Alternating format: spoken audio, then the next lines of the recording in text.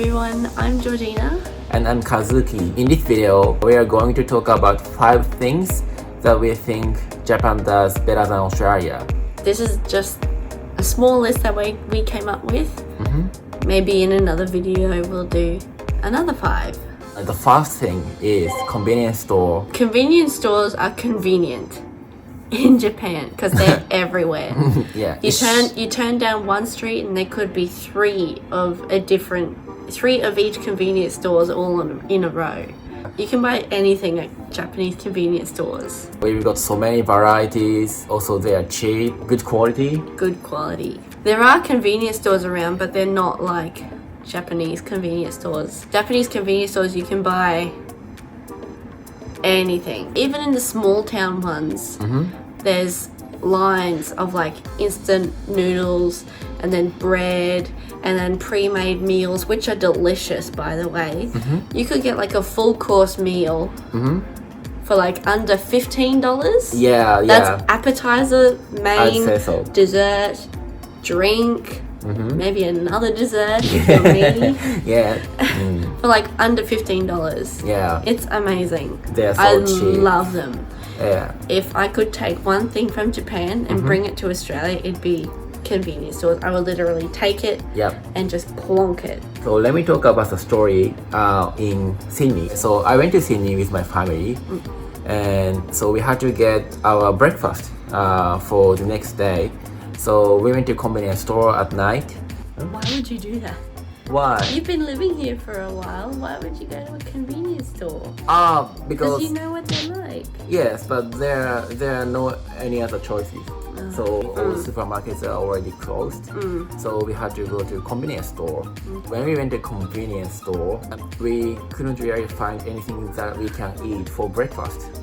So there are only snacks and lollies and drinks, and that's it. So we had to get like chippies and snacks For breakfast? for breakfast. You should have Yeah. just gone to Macca's or something. This is how different convenience store is between Australia and Japan. So the next one is transportation and public transport in Japan. Japan has a really awesome system of transport.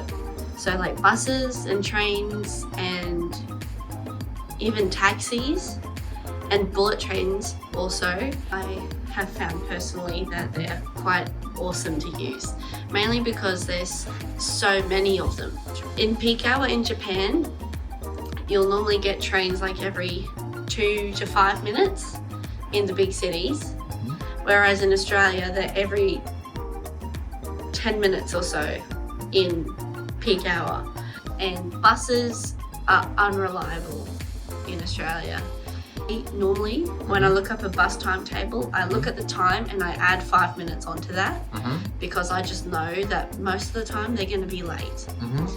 And they are, especially where I live. They're normally not on time at all, ever. Whereas in Japan, they are pretty punctual to within 2 minutes. I think the latest bus I ever caught was 5 minutes late, which is fantastic, I thought. That's like usual in Australia. Yeah, 5 it's minutes usual late. to be 5 minutes late. Yeah. Another thing on transportation is bullet trains, which is something I wish Australia had, because that would save a lot of time. It's comfortable. It's comfortable, And fast, and I would consider this transportation is the taxis. Taxis are so good in Japan. Sometimes they're expensive, but like, they're so good. In Australia, taxi sucks. They suck. I went to Sydney with my family. We had to take a taxi from the airport to the city. And how much was the taxi, Kazuki? If I took an Uber, it cost only around $80. But So how much was the taxi? taxi was like $250.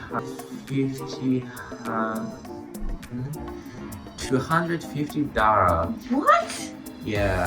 Are you being for real? Yes. Oh my god. I was shocked. Oh, I was like, it's not That's true. horrible. It's rip-off. You should take an Uber in Australia, not a taxi. Next topic is eating out at restaurant.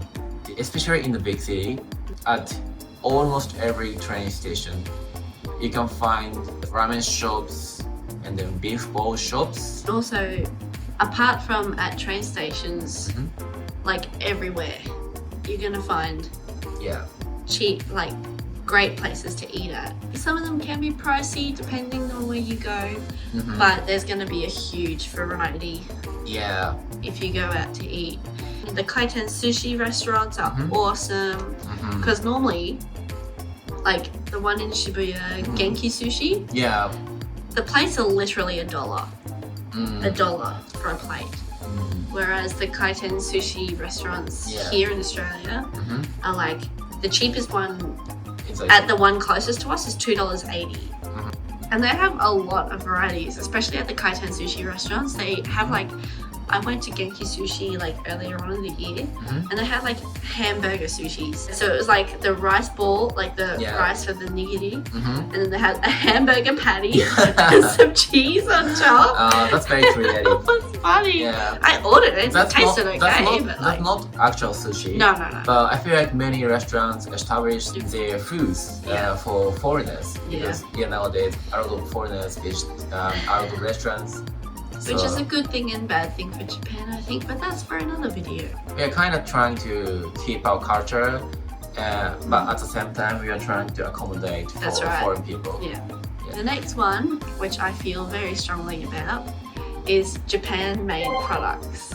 So stuff like stationery, like Japanese cars, electronics, like TVs and refrigerator, and then vacuum. Everything. I was actually surprised that I can find lots of Japanese products in Australia. And stationery. Stationery.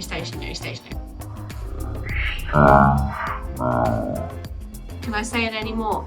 Japanese stationery is the best. When I was studying at English language school, one of my teachers asked me to get Japanese stationery from Japan. Next time I go back to Japan, I guess I have to get some for my teacher. Like one thing he just mentioned before was that he went to Officeworks, which is like a stationery office supplies shop in Australia. He asked for refills for like just a normal ballpoint pen.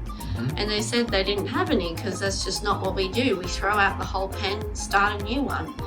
Whereas in Japan, you can get big packets of refills for your one pen, your old faithful pen. You don't have to throw away pen after you finish using. Environmentally friendly. Also, it's cheaper. Japanese made products are just the best. Buy lots of Japanese products. Do it. The final topic is preserving Japanese traditional culture. I think a lot of foreigners know that Japan has lots of our own cultures. So for example, kimono and foods. And then you have like traditional crafts like ikebana, which is flower arrangement, like traditional flower arrangement. Tea ceremony. Sado. Tea ceremony. Sado. I remembered. Sado. And then shodo, which is calligraphy. And you've also got like the sports, traditional sports like kendo, karate, judo. Traditional buildings. So if you go to Kyoto, which is the west part of Japan, you can find lots of traditional Japanese buildings, houses made of woods. I've been watching a lot of videos recently on like traditional, there's a salt harvester, keeping to traditional ways of harvesting salt, restoring shrines, like they don't use bolts or anything in shrines, they're all wood joints. I guess what I'm saying is like there's a lot more than you think that they're keeping more to the tradition of, which I really, really appreciate. Because in Australia, if you know about Australian history, it's pretty grim and bleak. A lot of the traditional owners were not very well treated, which is very sad. Which is sad. It is sad. I think some parts of the traditional culture is reflected in the language. So like things like keigo, which is an old kind of old-timey respect thing. which is not found in a lot of parts of the world, is a big part in Japanese language and culture. You need to know keigo to work in the workforce. You need to.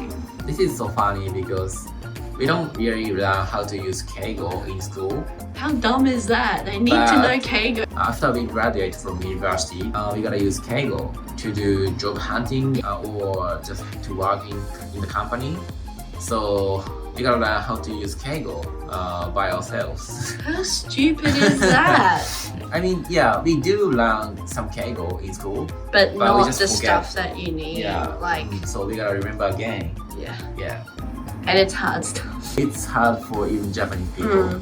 I don't think a lot of Japanese people can use keigo properly.